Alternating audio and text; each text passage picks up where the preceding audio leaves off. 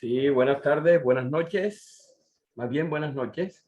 Tengo el gusto de presentar al doctor Romero Posada con su tema de hoy en el cierre del ciclo de conferencia Hablemos de cartel y contexto, el tema de hoy que se va a tratar. Voy a hacer una breve reseña del doctor Romero Posada. Actualmente es decano del Centro de Ciencias del Diseño y la Construcción de la Universidad Autónoma de Aguascalientes. Cuenta con un doctorado en Creación y Teoría de la Cultura por la Universidad de las Américas, en Puebla, con maestría en Diseño Gráfico por la Facultad del Hábitat de la Universidad Autónoma de San Luis Potosí, también a partir de la licenciatura en Diseño Gráfico por la Universidad Autónoma de Aguascalientes. También licenciatura en Ciencias Sociales por la Escuela Normal Superior de Aguascalientes, profesor de educación primaria básicamente en sus inicios por el Centro Regional de Educación Normal de Aguascalientes. Tiene 37 años de experiencia docente, es profesor e investigador del Departamento de Representación del Centro de Ciencias del Diseño y de la Construcción de la Universidad Autónoma de Aguascalientes, donde imparte las asignaturas de tipografía, publicidad y taller integral. Entre otros escenarios, cursos de caligrafía, diseño conceptual, creatividad y pedagogía. Ejerce la práctica profesional del diseño y es gestor de proyectos culturales desde 1981. Miembro de la Bienal Internacional del Cartel de México, ACE. Bueno, ¿qué les podemos decir? Es un personaje, aparte que voy a decir personalmente que el doctor Romero Posada es un calígrafo exquisito artístico, hace obras de arte con caligrafía, entre otras cosas, escultor y de todo. O sea, ¿qué puedo comentarte? Mejor ya no te sigo echando más flores porque me la voy a creer. Adelante, Homero. Muchas gracias, Ivo. Gracias a Panamá Poster Group por esta invitación a este diálogo que vamos a tener entre los que estamos aquí y entre los que estarán posteriormente en las redes. Bienvenidos todos. Lo que ahora voy a presentar prácticamente es parte de mi trabajo durante muchos años, pero mi trabajo principalmente en el ámbito de la gráfica, en el ámbito de la caligrafía y el cartel. Entonces, no es la parte académica, no es la parte de investigación, no es la parte de la docencia, en donde pues todos estos rubros los tengo perfectamente conectados. Y he tenido experiencias muy ricas de esta diversidad de ambientes en los que he circulado, que me permite hacer propuestas diversas, haciendo investigación, o haciendo diseño, o haciendo caligrafía, o también ejerciendo la docencia en todos los niveles educativos, desde educación primaria hasta doctorado. Entonces, eso es una riqueza muy, muy grande, poder tener todas esas experiencias vivas y conectarlas a veces en un solo momento. Entonces, cartel y contexto, prácticamente me voy a remitir a lo que vivimos como personas y a lo que vivimos como creadores. Y de esa dependencia natural que tenemos para poder crear, literalmente. Muchos creamos, pero no nos damos cuenta que estamos utilizando el contexto. Y muchos creamos y a veces no nos damos cuenta que literalmente desperdiciamos lo que tenemos en nuestro entorno y no lo aprovechamos.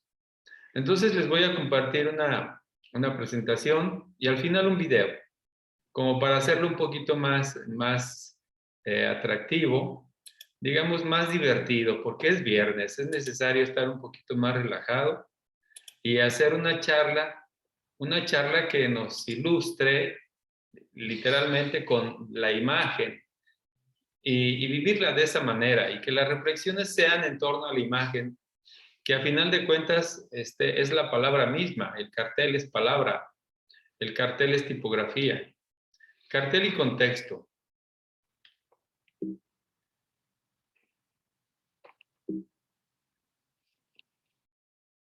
¿Sí cambió la diapositiva? Sí, sí. Correcto, porque a veces me ha pasado que estamos en toda la carrera, toda la presentación y no se ha movido la primera diapositiva. Eso sucede en estas tecnologías que no tienen palabra de honor. Bueno, retomé una definición, las definiciones que tiene precisamente la Real Academia de la Lengua Española. Entonces, para hablar de contexto, no quiero definir cartel, porque definir cartel ya sería entrar en otro ámbito que seguramente han estado hablando sobre lo que es el cartel, ¿no? Entonces, creo que no quiero redundar en ese sentido y bueno, definiciones de cartel hay por miles, ¿no? Y que muchas de estas son expresiones y es también lo que nosotros hemos vivido con el cartel. Pero, por ejemplo, el contexto así lo dicta en el diccionario, entorno lingüístico del que depende el sentido de una palabra, frase o fragmento determinados. Entonces, generalmente, cuando se nos encarga el diseño, tenemos una propuesta lingüística, literalmente. Y después nosotros traducimos esa propuesta lingüística hacia una propuesta visual. Entonces aquí yo voy a jugar un poquito con esta definición y le voy a agregar entorno lingüístico. Ahí insertamos gráfico, del que depende el sentido de una palabra y vamos a hablar concepto, que bien un concepto puede ser un objeto, un concepto puede ser una palabra, en fin. Y esa frase o objetos o fragmentos determinados ya no es la Real Académica, era, pues, porque ahorita en este momento ya lo estamos modificando de alguna manera. Entonces, ahora me voy a las imágenes para poder explicar en imágenes. Este es un cactus que se da por aquí en el centro norte de México. Nosotros no tenemos tanta agua como en Panamá. Precisamente hay una situación crítica de agua en Aguascalientes. Aguascalientes, su nombre se debe precisamente a la gran cantidad de aguas termales que en sus inicios había en esta región. Pero ahora con la industria, con la extracción desmedida de agua a través desde el subsuelo, entonces en este momento hay cerca de, bueno, hay pozos que tienen una perforación para poder extraer el agua hasta 600 metros. Entonces, realmente es muy, muy complejo el problema que afrontamos en Aguascalientes, y es uno de los estados de México que tiene un pronóstico de llegar al día cero en cuanto al agua potable.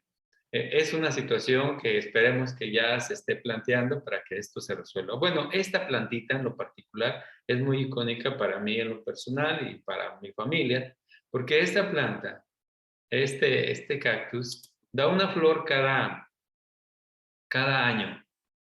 Y particularmente las plantas que cultivaba mi mamá, donde salía esta flor y que nada más dura un día, siempre florecía el 25 de abril. Cada 25 de abril era precisamente el momento en que florecía este cactus, una flor bellísima. A eso ya de estas horas ya estaba casi marchitándose y se cerraba. Y precisamente ese era el día de cumpleaños de mi madre. Por eso es tan significativa para mí.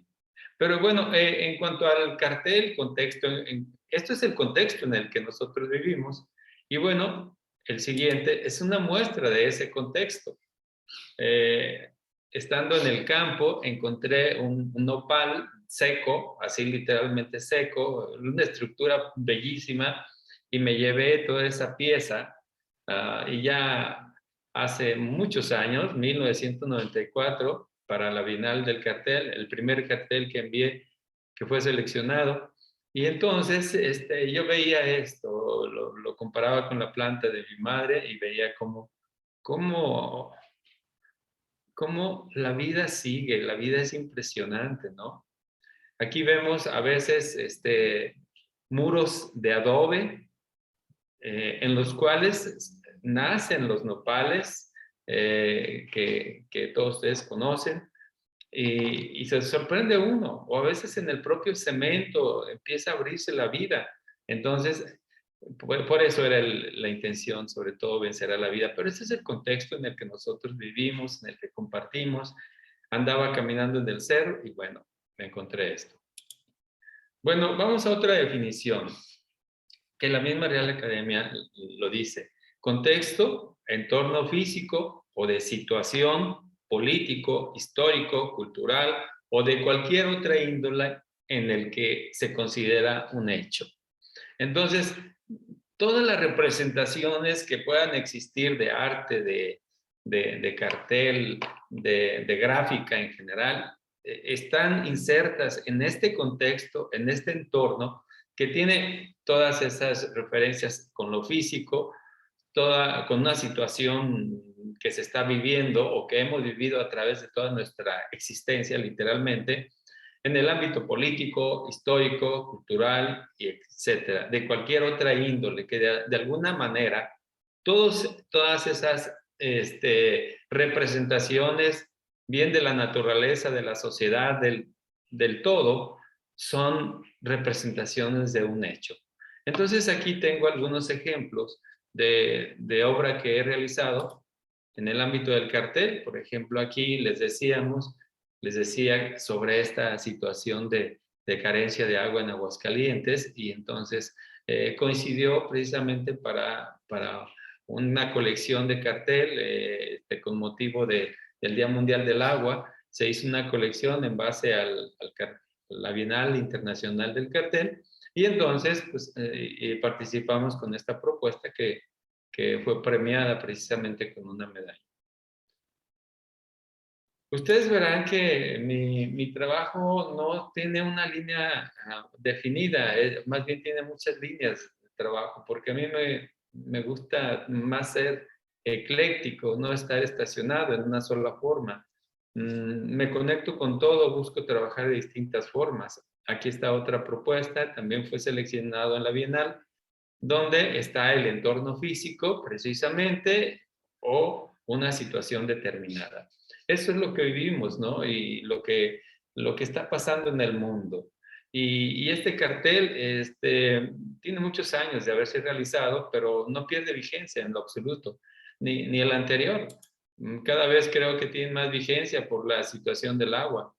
Entonces, pues vamos a otro entorno político y lo podemos apreciar. Estos son carteles que se hicieron para una colección del 68, Año de la Verdad y la Justicia contra la Impunidad. Esta es una expresión caligráfica directamente de una pluma y simplemente se extrae y se toma una foto, pero era como representar esos 40 años de la lucha del 68 y también así como las bayonetas que atravesaban el corazón de, de, de esa matanza que se dio en el 68 en México. Esta es una propuesta, esta nunca se publicó, lo estoy mostrando porque era una propuesta precisamente para conmemorar nuevamente en 2018 en 2008 perdón, es 2018, para celebrar precisamente la lucha del 68. Pero esto está pasando terriblemente en México, terriblemente. Aquí nosotros en Aguascalientes somos vecinos de un estado que se llama Zacatecas y es uno de los estados en México en este momento más peligrosos, más fuertemente flagelados por la violencia. Pero estamos hablando de aquí a 30 kilómetros, ya está el riesgo tremendo. Pero en el caso del 68, pues no fue precisamente por esa violencia de los grupos, de esos grupos dedicados al tráfico de enervantes, etc. Y bueno, este fue el cartel que sí se llevó a esta colección de la Universidad Veracruzana en el 2018, precisamente, y bueno, siempre viviendo, tratando de sentir, ¿no? De sentir ese contexto. Y como cartel político de contraparte, una colección de carteles por la paz, donde no hiciéramos apología de otra cosa que no fuera la paz. Esta colección se compartió a nivel internacional también, y aquí en México estuvo circulando. Histórico, en el contexto histórico, pues tenemos los 400 años de iluminación, 400 años de la imprenta. En 2019 se organizó esta colección de carteles en la celebración del Día del Tipógrafo. Casualmente yo tengo una máquina exactamente igual, está una Minerva, la tengo para trabajar didácticamente con los estudiantes, para mostrarles precisamente cada una de las piezas, cómo armar, cómo hacerlo. Bueno, realmente la implicación de conocer la imprenta y con estos recursos es precisamente el gran generador del conocimiento y la difusión del conocimiento a nivel global. Este es el elemento del cual nació. Por eso 400 años de iluminación. Y mi contexto para diseñar este cartel, mi dirección, mi conexión directa era tener la máquina enfrente en mi cubículo aquí en la universidad. Y dije, pues voy a hacer esa representación.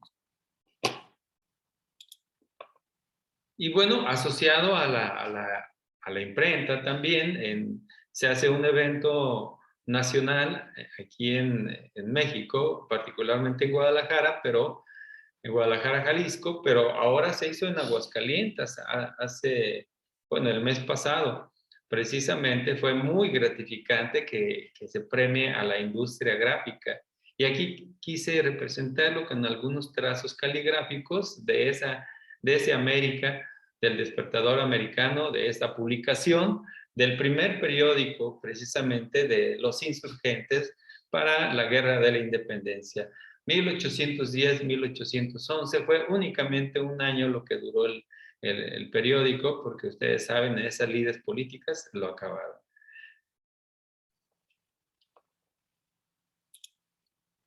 Y también, como histórico, pues el reconocimiento que hace Felipe Covarrubia a través de la revista Magenta para crear una colección de obra de cartel de estampas sobre la Bauhaus. Entonces, esta es una representación propia en la cual reflejo precisamente cómo ese nacimiento y solamente una línea puede generar tanto y cómo generó tanto en esta escuela que es la simiente del diseño a nivel global. También trabajamos con propuestas como colecciones de cartel. Ustedes verán casi siempre Bienal del Cartel, Metamorfosis, que fue un homenaje, bueno, un reconocimiento a la obra, 100 años de la obra Metamorfosis, que se cumplieron en 2015. Ahí es interesante mencionar que participaron varios estudiantes, de mis estudiantes. Hicimos algunas técnicas de desarrollo de la creatividad, de propuestas creativas y prácticamente de los bocetos salió el cartel, pero directo, sin otra transición que los bocetos. Entonces nos dio mucho gusto que 6 de nuestros estudiantes de tercer semestre de diseño gráfico fueran seleccionados en esta colección y que estuvieran integrados en el catálogo de la Bienal Internacional del Cartel en México y que se difundiera a nivel global. Este reconocimiento para los estudiantes es realmente muy bueno y los impulsa bastante.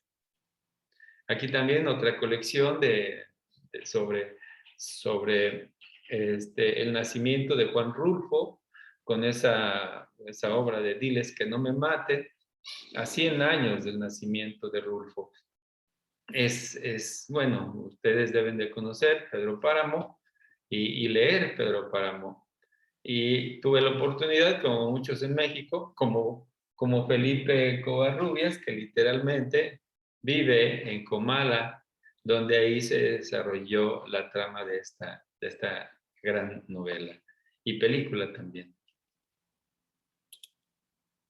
Este cartel es para la celebración de los 25 años de la Bienal Internacional del Cartel. Nos pidieron una colaboración y esta es mi colaboración. Este fue un reto interesante porque quería que fuera muy festiva y también a saber que el círculo es la parte más conectiva que podemos tener, es el concepto global, el círculo, y me comprometí, por así decirlo, a que todo esto fuera solamente con líneas circulares, líneas curvas, que no hubiera ninguna línea recta, salvo los recortes que ustedes pueden ver para delimitar el cartel, pero prácticamente todo era círculos.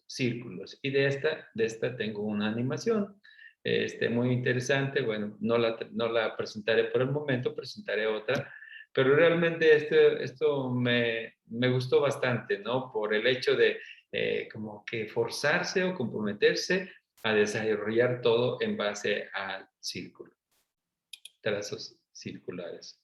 Otra colección de cartel que se promovió por la Bienal del Cartel, La Sangre Devota de Ramón López Velarde, homenaje a 100 años en el año 2016.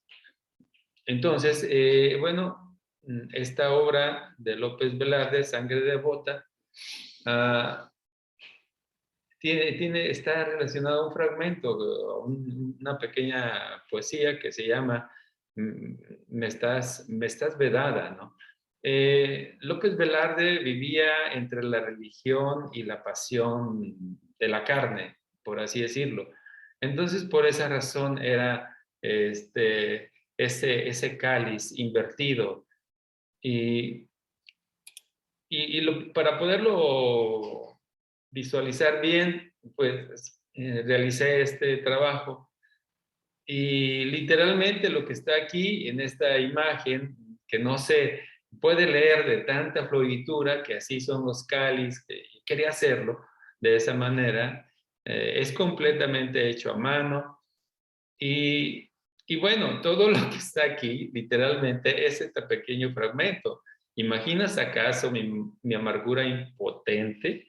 Me estás vedada tú. Soy un fracaso de confesor y médico que siente perder a la mejor de sus enfermas y a su más efusiva penitente. Entonces, bueno, me representó un trabajo y un reto porque también había que estar conectando con las formas. Por aquí tenemos una serpiente, como todos esos símbolos que están relacionados al pecado original, las iniciales de Ramón López Velarde, el título del fragmento de la poesía, Me estás vedada, en fin, es esa consideración. Y quiero regresar la copa para verla y ver la vuelta nuevamente en ese sentido.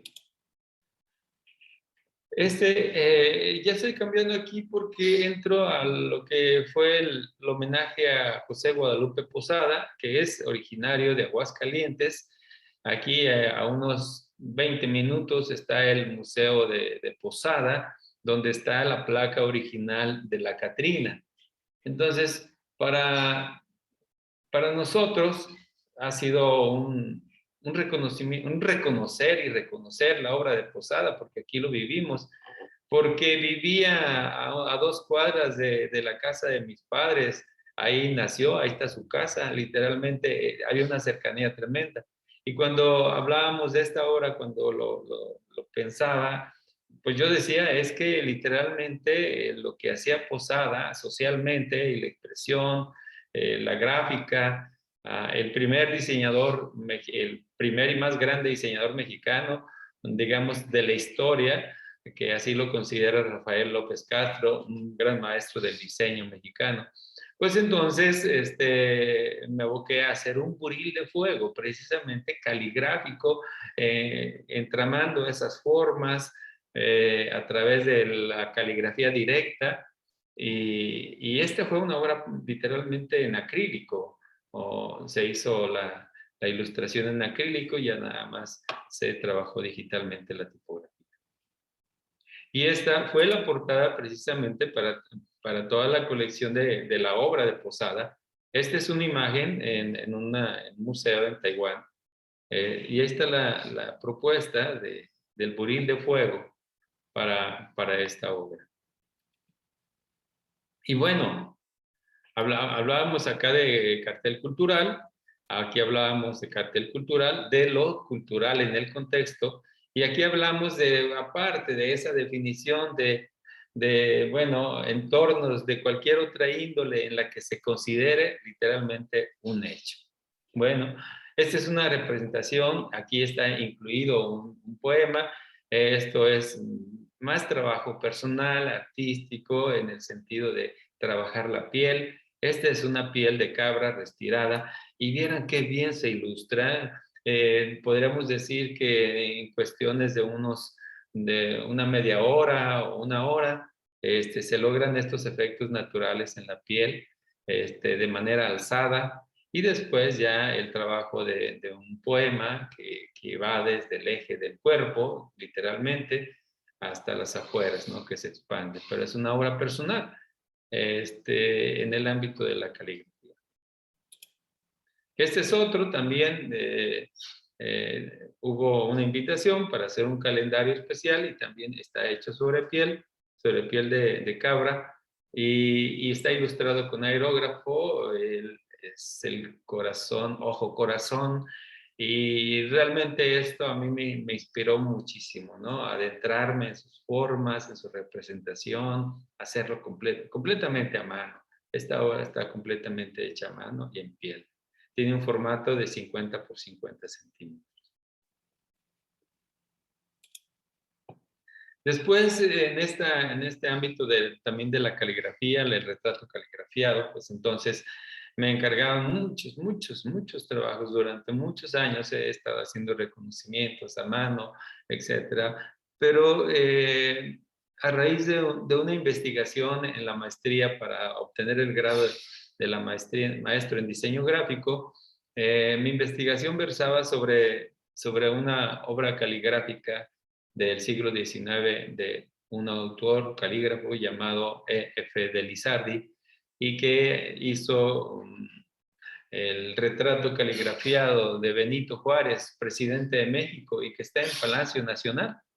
Entonces me aboqué a trabajar mucho la obra de Lizardi a manera de investigación y encontré otras 4 obras de él. Pero sobre todo yo quería ver cómo podía representar la obra de Lizardi, porque yo lo conocí cuando tenía exactamente 14 años en un viaje de estudios a Palacio Nacional en la Ciudad de México, en la Galería Homenaje a Benito Juárez. Entonces yo quería ver esa obra, me dejó impactado y entonces posteriormente, ya pasados muchos años, me encontré otra obra y la conecté con esta que había visto literalmente cuando era niño. Entonces me dejó pasmado, pero no fue solamente eso, sino que quise trabajar en ese sentido. Manuel Felguera es un artista, ¿y qué le das a un artista que sabe de todo, no? ¿Qué le puedes hacer de reconocimiento? Entonces dije, bueno, pues entonces pues, un retrato caligrafiado. Y bueno, Manuel Felgueres murió en el 2020 a causa del COVID. Algunos comentaristas decían que se murió joven, que no se debió haber ido, se murió a los 90 años, pero se murió sano y en plenitud de facultades y produciendo, etcétera, etcétera. 90 años y produciendo. Y este bicho que nos está atacando a todo el mundo, pues se llevó a Manuel Felguera. Ahí se puede ver el detalle del trabajo. Y otro grande de la gráfica, nuestro gran maestro Vicente Rojo, artista, diseñador gráfico. Vicente Rojo nunca tuvo una licenciatura, un documento que lo acreditara como artista o como diseñador. Y entonces su gran amigo Carlos Monsiváis le escribió un texto que decía Las maestrías de Vicente Rojo. Y en este texto hablaba de que no tenía precisamente ningún documento oficial, pero tenía tantas maestrías que era difícil compararlo con otros, ¿no? Con otras personas. Él, autodidacta, maestro de maestros del diseño o mexicano, el gran maestro de Germán Montalvo, de Luis Almeida, en fin, de Azul Morris, y gran maestro de todos nosotros, ¿no? Entonces, hice esta obra en homenaje cuando Vicente Rojo cumplió 80 años de una colección que se le realizó. Y bueno, aquí está Vicente Rojo con su obra, literalmente en el cartel, el cartel y la exposición en el Museo Franz Mayer en la Ciudad de México. Esta foto fue muy significativa, me la compartió el maestro Javier Bermúdez. Le gustaba mucho esta obra.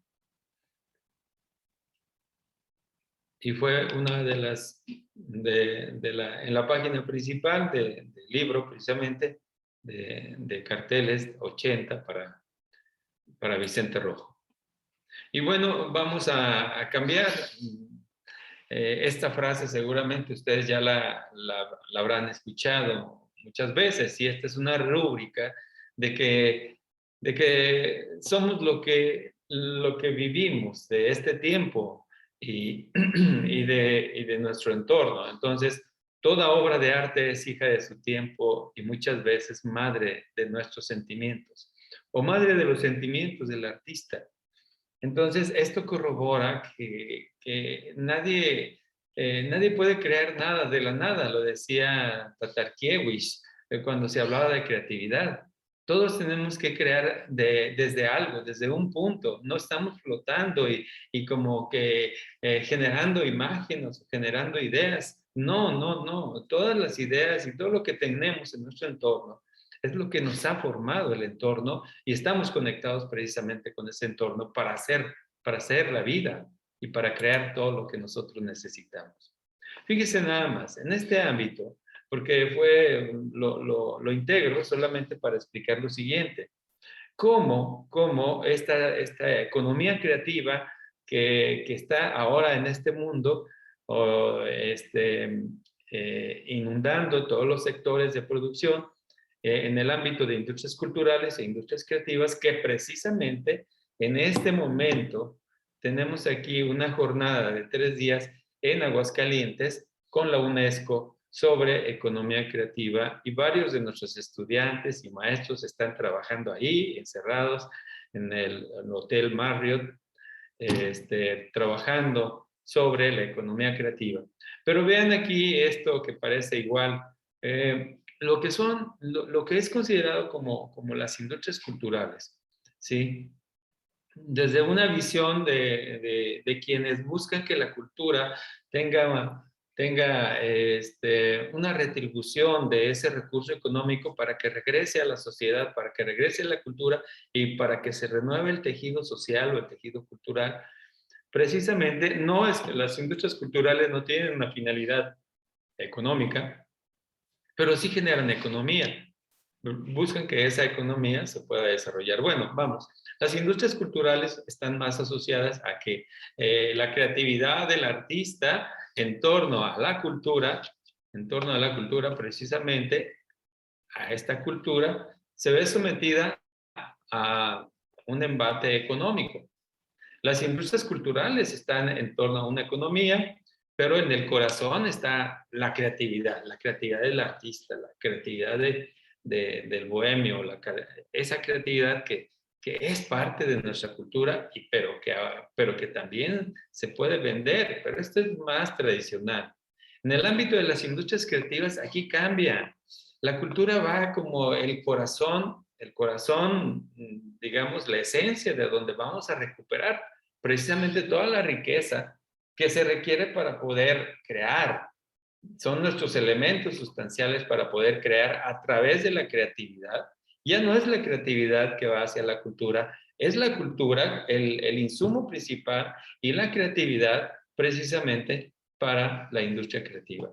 Entonces, aquí la creatividad, ya el creativo de las industrias creativas, somos todos los que estamos en este mundo trabajando. El creativo que le llaman la clase creativa, que Richard Florida le llama, es todos los que, digamos, sostenemos la sociedad, y que somos todos creativos, como médicos, abogados, como profesores, etcétera. Toda esa zona media, por así decirlo, que sostenemos a la sociedad económicamente, somos esa clase creativa. Pero Richard Florida presenta que hay un supernúcleo creativo, que son todas esas personas que están en lo alto de la pirámide, creando las cosas que todos los demás estamos consumiendo. Todos esos clústeres creativos de desarrollo de tecnologías, pues todas esas grandes corporaciones los tienen acaparados a estos dos insumos esenciales: la cultura, la creatividad, pero bajo una enorme potencial económico que es este. Así es como ahora se está tejiendo la economía creativa en el mundo. Entonces, otra vez regresamos. Las industrias creativas, como las industrias culturales, sí trabajan con el contexto, con la cultura, pero más actualmente, ahora está precisamente una explotación e hiperexplotación de la cultura y de los grandes creativos.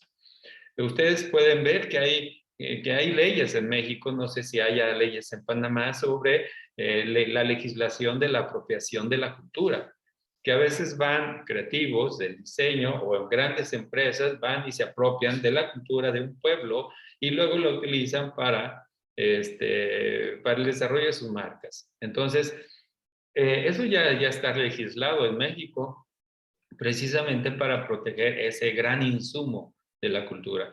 Pero no cejan las grandes corporaciones en echar mano de la cultura en general, de todo, para poderla comercializar, y lógicamente no la regresan. Esto es ese entorno que está pasando. Y en ese entorno está precisamente la persona creativa. Esta es la persona creativa. Y bueno, lo que hablamos de el contexto, este es el contexto. Aquí está: espacios, contexto, clústeres, ciudades creativas y del diseño, situación creativa. Esa situación creativa es la que hace a la persona estar bien parada en ese lugar, es la que le permite desarrollarse. Y bueno, en base a un proceso creativo que está en la investigación, en la insight, en la iluminación, en el diseño y la innovación para generar productos creativos, ¿sí? Ya sea de contenidos, de servicios o de objetos creativos. Y entonces se inserta nuevamente en ese contexto en el que vive el creativo. Ciudades que están consideradas como potencialmente creativas, San Francisco, esto determinado por Richard Florida, que dice que para tener una ciudad potencialmente creativa, que tenga una zona de vitalidad creativa para poder generar en base al contexto, en base al intercambio de significados, es San Francisco, porque conserva San Francisco y muchas otras ciudades del mundo. También pueden ser de Panamá, pueden ser de México, etcétera, donde menciona él que tienen que tener las 3T: talento, tecnología y tolerancia. Entonces, en tolerancia, tienen que tener esa tolerancia a la bohemia, a los bohemios, la tolerancia a los inmigrantes y la tolerancia a las cuestiones de género o diversidad sexual. Entonces, cuando esas ciudades logran superar todas esas fronteras que para muchas otras ciudades o muchos otros países son difícil de atravesar, de cruzar, bueno, aquí en esas 3T que se determinan, pues hay posibilidades de generar mucho más potencial creativo y desarrollarse en base al contexto en que estamos viviendo. No es lo mismo Aguascalientes a San Francisco, porque aquí no tenemos las 3T, tenemos talento, sí, tenemos mucho talento, tenemos tecnología, sí, tenemos tecnología, pero no tenemos tolerancia en Aguascalientes. Aquí hay muchos grupos que todavía están confrontados en base a esas cuestiones de género.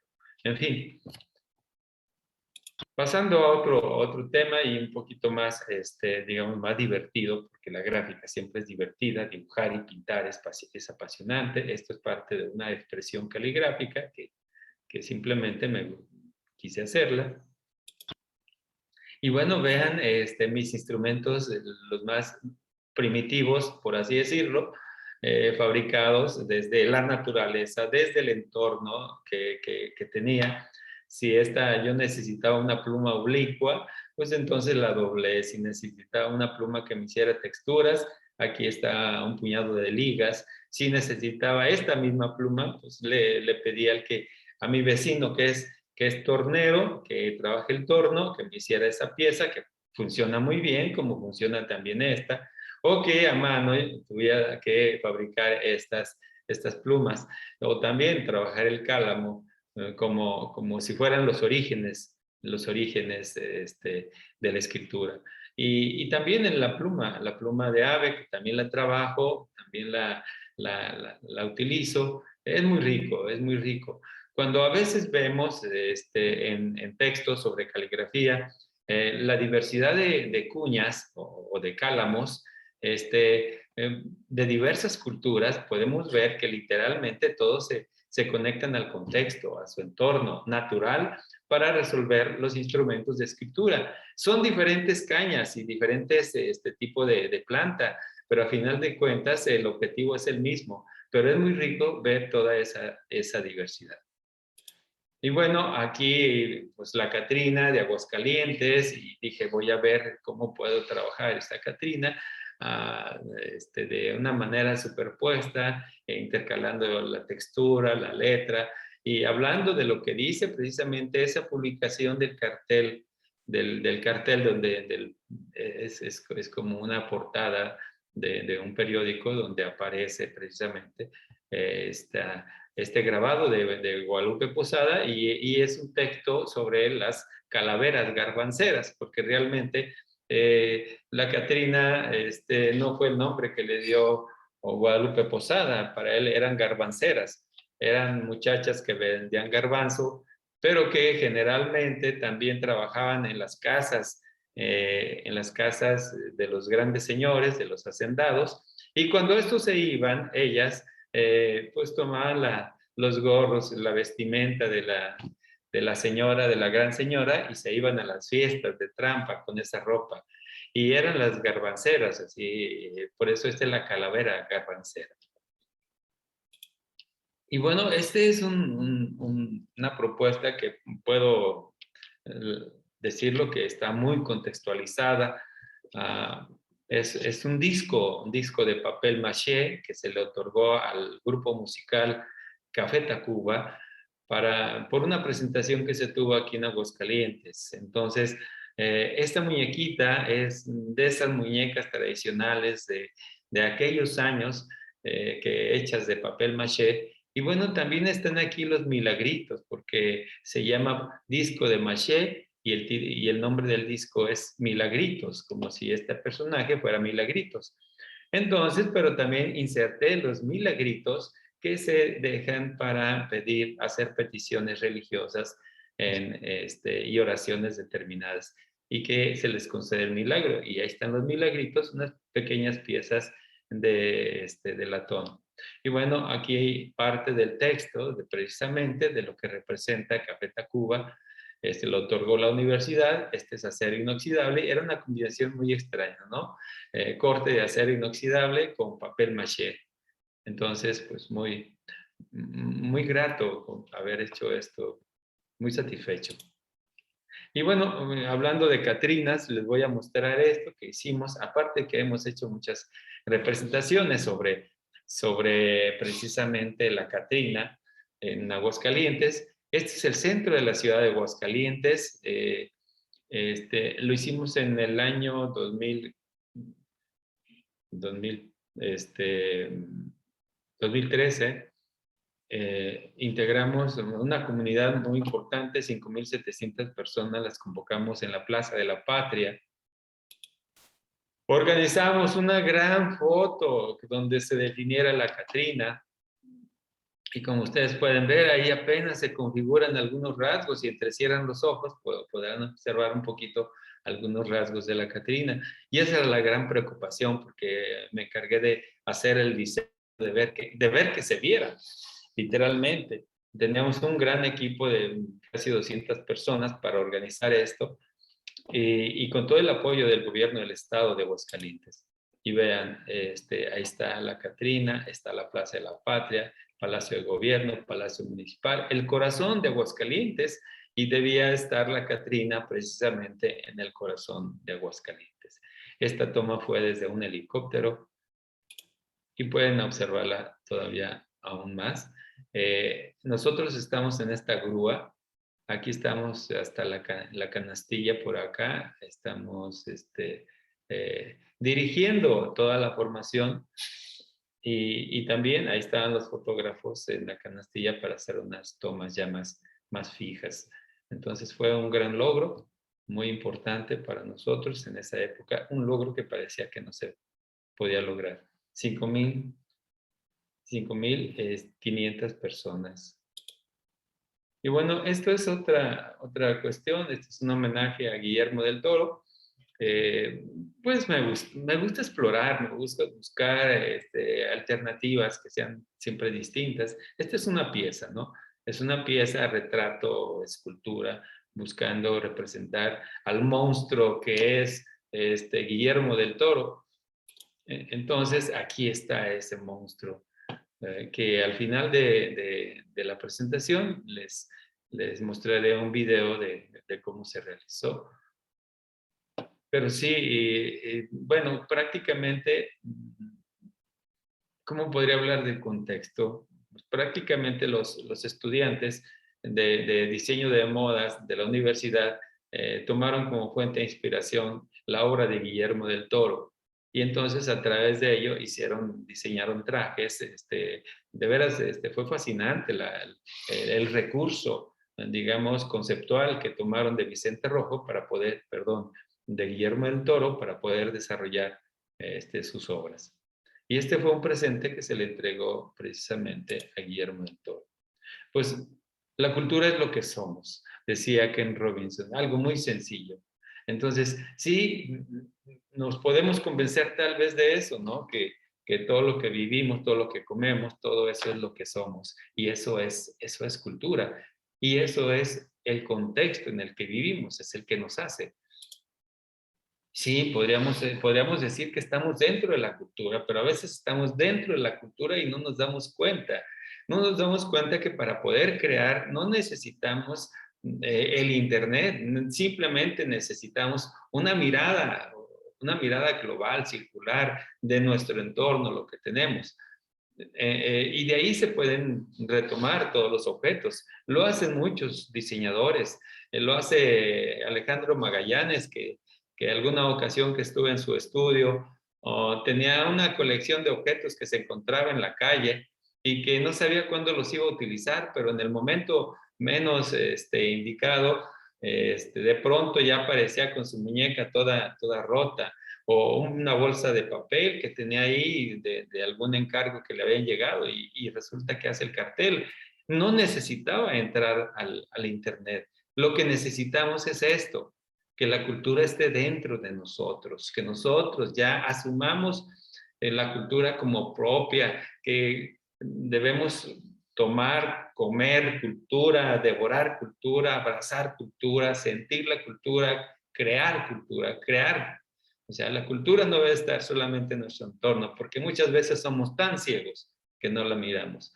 Entonces, es necesario que esa cultura podamos saborearla y tenerla dentro. Pues muchas gracias. Les voy a presentar el video, el entorno académico y el entorno de la gráfica, que me apasiona estar ahí. Ahora tengo una responsabilidad aquí en la universidad, pero no dejo de tomar mis instrumentos, mis plumas y ponerme a trabajar. Entonces, voy a dejar de compartir para compartir este video.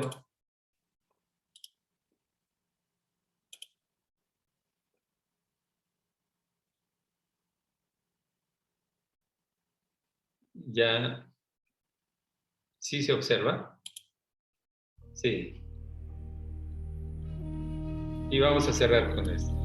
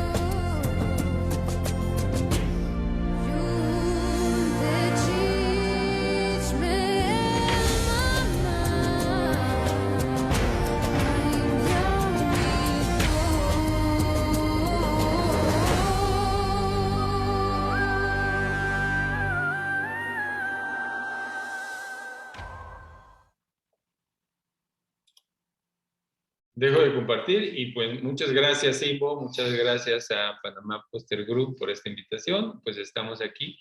Si tienen alguna pregunta, con todo gusto. Gracias, Homero, yo quedé anonadado por tu presentación, tu trabajo, y qué bueno que lo anoté al comienzo, lo de exquisito calígrafo y escultor. Y ¿qué te puedo decir? Bueno, creo que lo que tú hablaste del contexto es muy importante. Y me acabo de dar cuenta que si no es por el contexto, no puede desarrollar un brief creativo de una exposición, porque tiene que haber una línea conductual.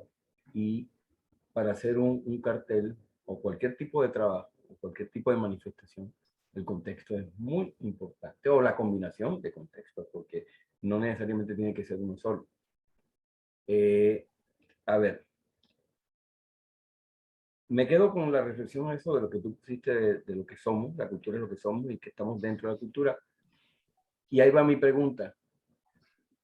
Pero también podemos, un pueblo puede estar a espaldas, o un grupo, o una comunidad, puede estar a espaldas de su cultura, a espaldas, no necesariamente que no genere, sino que por un momento se olvide de lo que ellos generaron en un pasado. Cuando,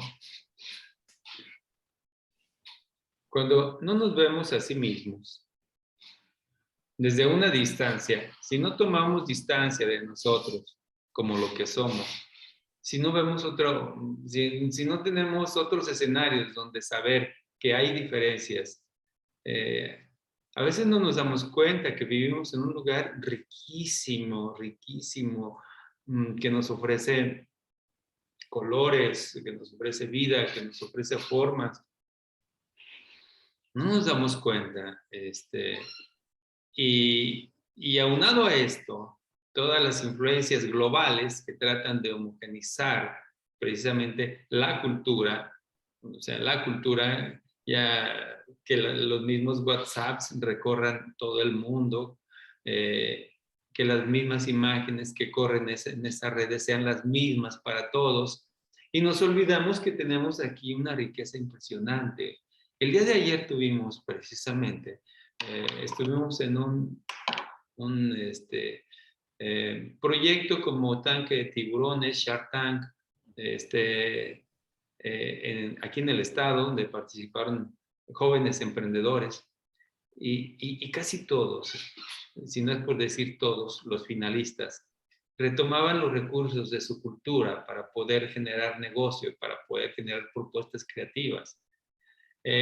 Los recursos de las mujeres que deshilan y tejen y ya transformados con el diseño, pues se potencian muchísimo. Los recursos para poder producir alimento para peces, hacer toda una unidad de trabajo o para poder producir alimento para peces de manera orgánica, con microorganismos, en fin. Ese es su entorno y con ese entorno se está trabajando. ¿No? Cuando les dices a tus estudiantes que hagan un proyecto de diseño, empiecen a trabajar, la gran mayoría inmediatamente entra al Internet. La gran mayoría está en el Internet, pero oye, no, pues aquí tienes tu lápiz. Rompe tu lápiz y ahí está un cartel, como muchos carteles hemos visto.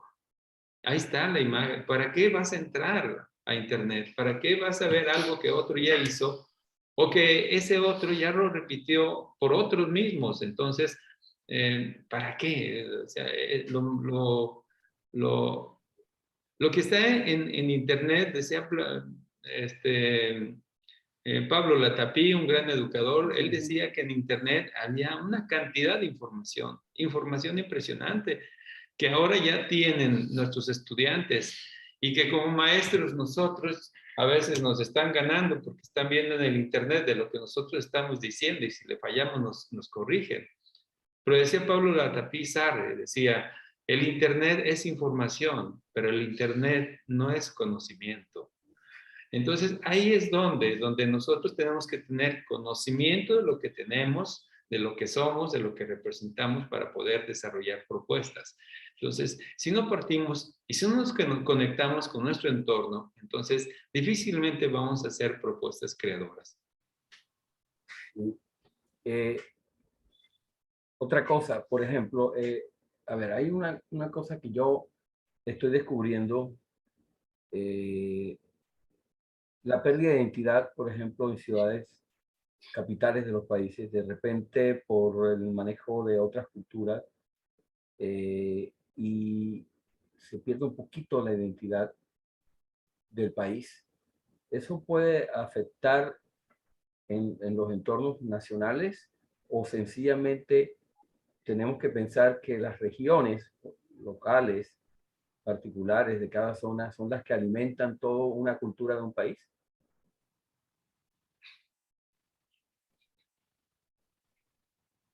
Desafortunadamente, el control del mundo lo tienen las grandes corporaciones, los grandes capitales, desafortunadamente.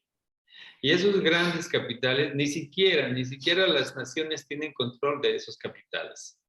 Si esos capitales se mueven, descontrolan la economía global. Entonces, ¿qué necesitan para vender? Pues necesitan un público muy grande, ¿no?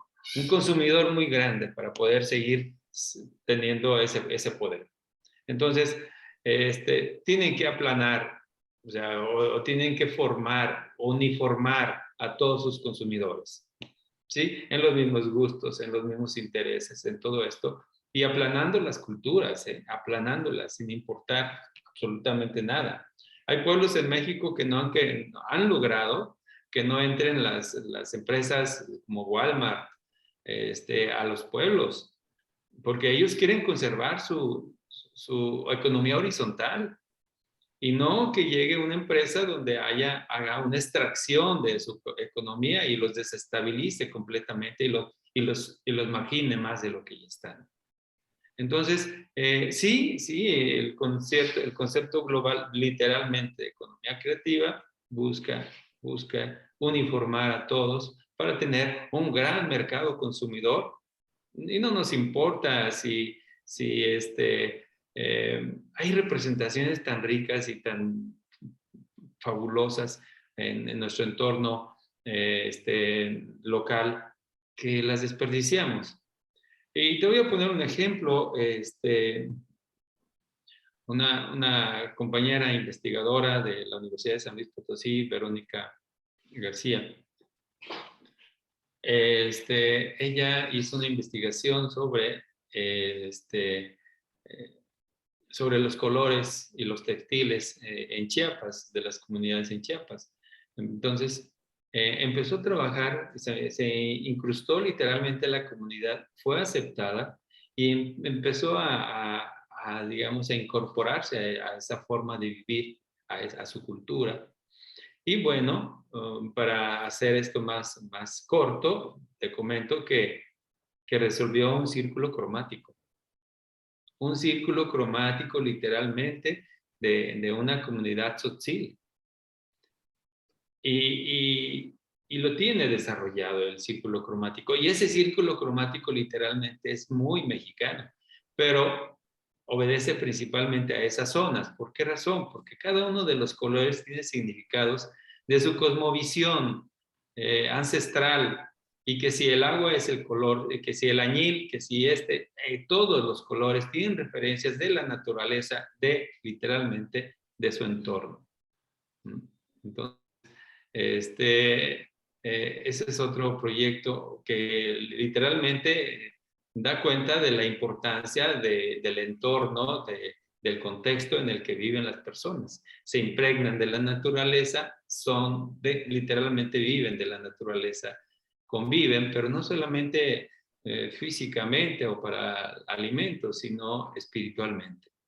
Que eso es, que digamos, eso es lo más importante. Así es. Homero, pasando al plano educativo, y quería hablar de dos cosas. Por ejemplo, el desarrollo de la investigación en las universidades. Por un lado, universidades que no tienen un desarrollo investigativo, vamos a hablar de diseño, ¿no? De las escuelas de diseño. Pueden resolver o pueden darle o transmitir a los futuros profesionales del diseño la posibilidad de trabajar de una manera creativa en los campos, en el ejercicio profesional. Y por el otro lado, si existen también investigaciones, si ya existen investigaciones a partir de algunas tesis, o se desarrolla investigaciones en esas escuelas de diseño. Estoy hablando de dos puntos: una escuela que no se investiga y otra escuela que sí se investiga, para poder aprobar esas investigaciones. cuando se quedan en el papel o se quedan ahí nada más como procedimiento para titularse, no logran el impacto. ¿Qué es lo que hay que hacer para hacer un cambio en las mentalidades de esas escuelas de diseño que no están haciendo su trabajo formativo desde ese punto? Creo que tenemos que comprometer a los educadores, a los formadores, de una manera distinta de hacer docencia. Y me voy al concepto de la escuela de la vida de Freinet, donde sus estudiantes que tenían en el centro del salón una imprenta, ellos producían los contenidos de la imprenta y los imprimían y los compartían con otras escuelas que tenían contenidos. Esto es en los Alpes franceses. Entonces, esto fue para los años 1920, 1930. Entonces, nos damos cuenta ahí que los estudiantes les pedía al profesor, o esa era la metodología Freinet, donde los estudiantes descubrieran la necesidad que para poder producir tenías que tener elementos.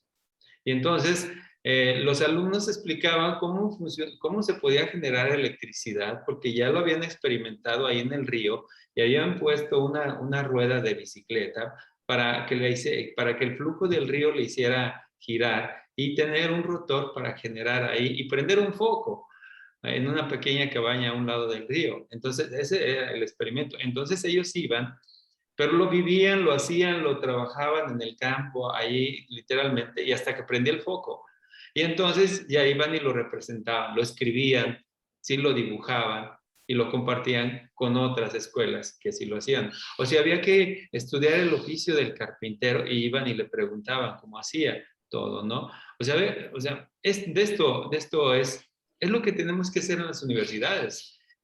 Las universidades, las instituciones no deben estar solamente enmarcadas y encerradas en el salón y conectadas al Internet para lo que necesitamos. Necesitamos salir a la sociedad, literalmente, hacer como, como Yuka Beistola,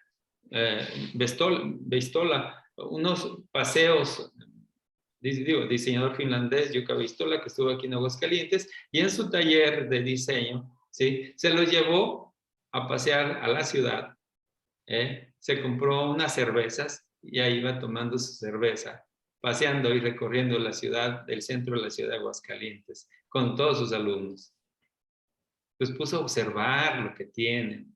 Muchos se dieron cuenta que no sabían ni siquiera lo que tienen o lo que tenemos, ¿no? Entonces regresaron al aula después de ese paseo y regresaron con elementos para poder empezar a diseñar. Ese es un proceso de investigación, de observación, de análisis, de síntesis, de todo, ¿no? Todo el desarrollo de las habilidades del pensamiento. Eso es lo que tenemos que hacer, pero salir al ámbito profesional para ponernos a prueba, ¿no? Para poner a prueba a nuestros estudiantes y también para poner a prueba al profesor, si está dictando bien la materia, ¿no? Porque si nada más vamos y rezamos ahí los contenidos y tomen apuntes, o yo les digo cómo hagan el diseño, porque yo soy el que sé, pues entonces no vamos a llegar a ningún lado, ¿no? En el ámbito de la investigación, actualmente en México, el CONACYT se está enfocando muchísimo a que toda investigación sea aplicada. Que la investigación tenga un sentido y que se aplique y solucione problemas, o sea, realmente de soluciones. Porque a veces nada más los productos de la investigación se quedan en un librero, en una estantería y ahí se quedan. Sí, se imprimió y ya tengo mis puntos para superar académicamente. Sí, pero ¿qué pasa con la gente? ¿Qué pasa con los alumnos? ¿Qué pasa con la sociedad? Lo que investigaste no llega a ninguna parte, se queda ahí. Entonces, ¿cómo aplicarlo? ¿Cómo llevarlo? ¿Cómo hacer que se transforme la sociedad con lo que nosotros estamos haciendo? Entonces, realmente son muchos retos, son muchos retos. En el Centro de Ciencias del Diseño buscamos conectar a los estudiantes.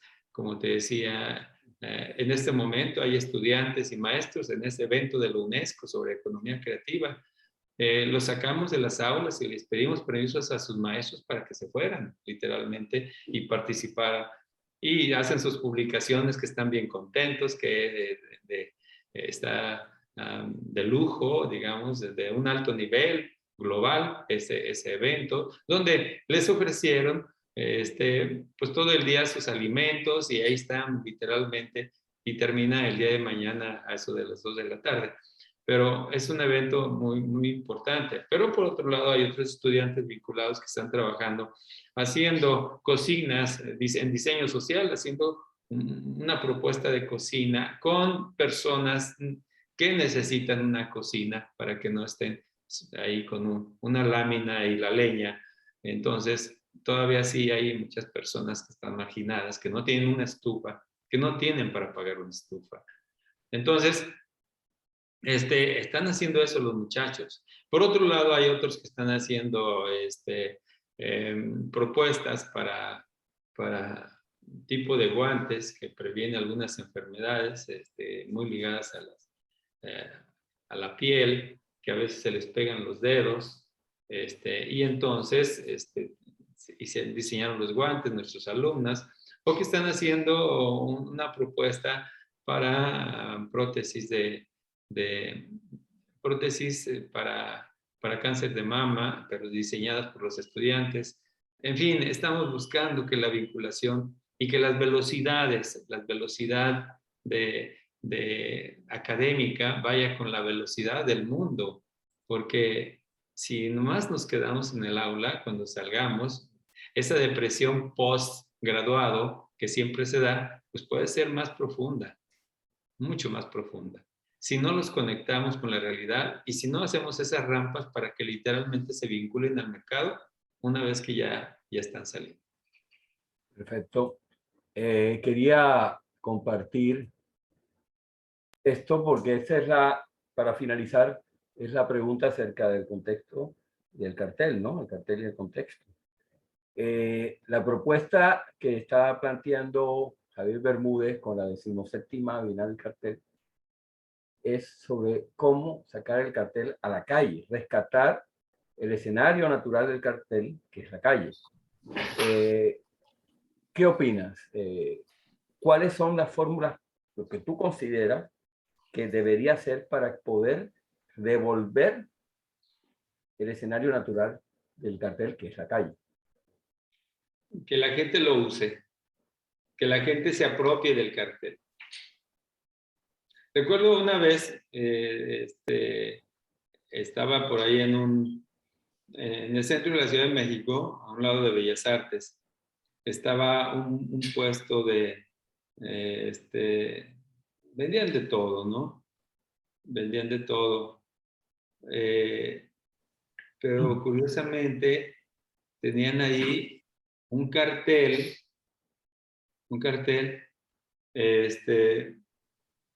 de un gran amigo, que ahorita se me está escapando el nombre, pero era sobre el uso del condón, el cartel. El uso del condón, y es un plátano con condón, y ese plátano con condón está ilustrado, lógicamente, pues imprimieron el cartel y lo tenían ahí para, no sé qué vendían, afrodisíacos, no sé qué vendían en ese puestito. ¿Sí? Renato Aranda, el autor de este cartel, y bueno, me dio gusto porque esta persona se lo estaba apropiando para lo que quisiera, pero lo tenía ahí para mostrarlo a la gente, porque era su cartel. Entonces, ese cartel que nació en las galerías, ¿sí? Ya estaba en la calle porque le interesó a la gente. Es lo que tenemos que hacer, que la gente se apropie del cartel, porque también el cartel se volvió elitista y empezó a inundar los museos y las galerías y lo estamos haciendo igual. Entonces, el cartel nació en la calle, el cartel era una imagen a la que todos recurrían.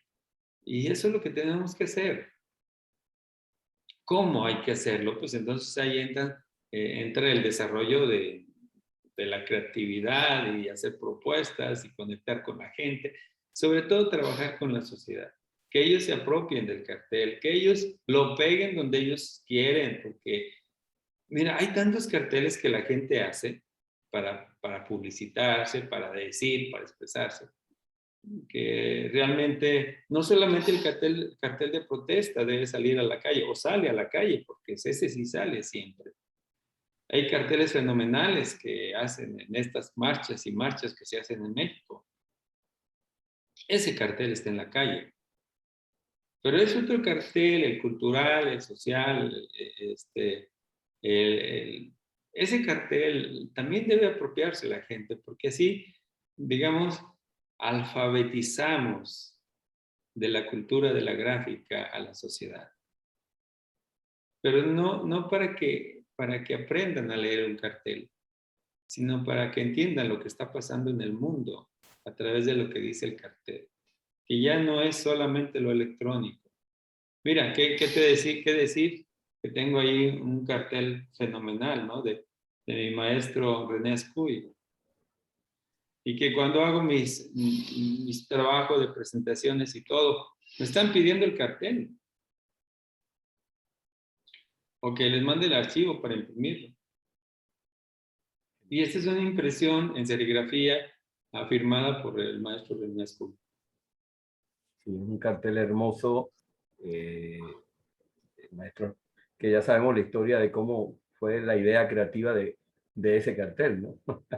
Que no se le ocurría nada, y yo, o sea, yo tuve la oportunidad de conocerlo en la Bienal en los 90 y él me platicó cómo salió ese cartel, que salió producto de que él se montó una guagua y no sabía, tenía que hacer, creo que Beso robado una película, y no sabía qué hacer, ¿no?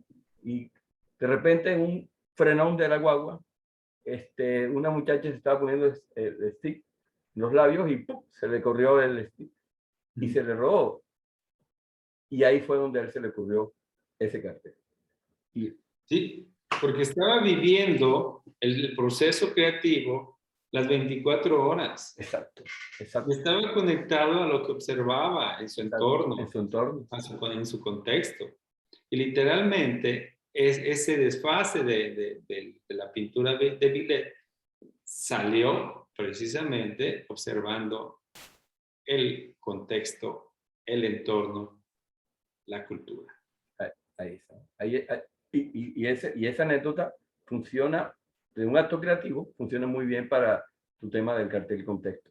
Decía ayer Sergio Vega, y hablando del tema de los carteles en la calle, que hay que buscar complicidades con quien sea, con organismos culturales, con la gente, con artesanos, que hay que buscarlo para poder generar ese retorno a las calles del cartel.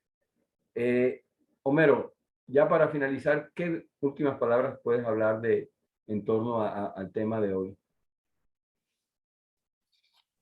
En torno al tema de hoy, es que decir que nosotros somos seres orgánicos, que estamos en constante transformación. Y como seres orgánicos, obedecemos a la naturaleza. Y que también nos desprendemos de que nosotros pensamos que somos seres únicos, distintos a la naturaleza. Y esa propiedad de ser seres orgánicos nos permite conectarnos con todo nuestro entorno, con todo nuestro contexto, ¿sí?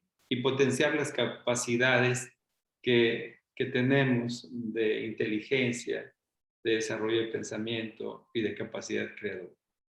O sea, si no estamos conectados como seres orgánicos con nuestro mundo, difícilmente vamos a poder tratar de cambiar ese mundo.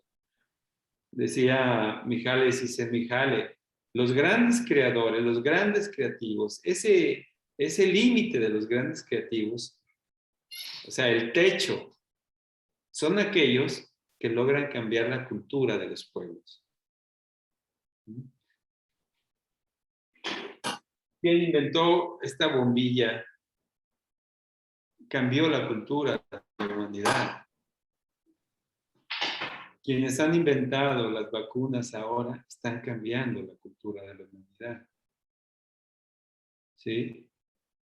¿Cuántos de nuestros grandes inventores cambiaron la cultura? Cambiaron las formas de ver, sentir y de vivir de una sociedad. Imagínate, es grandísimo que una persona tenga la capacidad de transformar, ¿sí?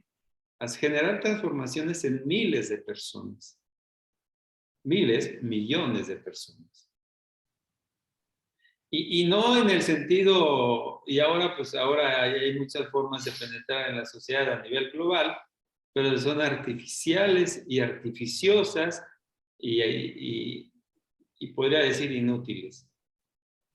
Todas enfocadas a generar un recurso económico. Un recurso económico. Así es. Así es. Oye, Homero, gracias. Sí, muchas gracias. Ha sido muy hermosa esta charla, enriquecedora, hermosísima del plano cultural. Tú sabes que yo amo mucho el término cultura y por eso es que nos conocimos y valoramos mucho tu trabajo y tus conocimientos. Y bueno, agradecemos a todos. Con esto concluimos el ciclo de conferencias Hablemos de Cartel. Para este año 2021, el 2022 vendrá magnífico. Tendremos muchas cosas que propondremos Panamá Poster Group. Agradecemos a la Universidad de Panamá a través de la Vicerrectoría de Extensión, la Dirección de Cultura y la Galería Manuel Amador este ciclo de conferencias. Gracias a todos y para el próximo año tendremos mucho más. Gracias. Hasta luego. Gracias, hasta luego. Nos vamos a Chaquirí. A Chiriquí, sí.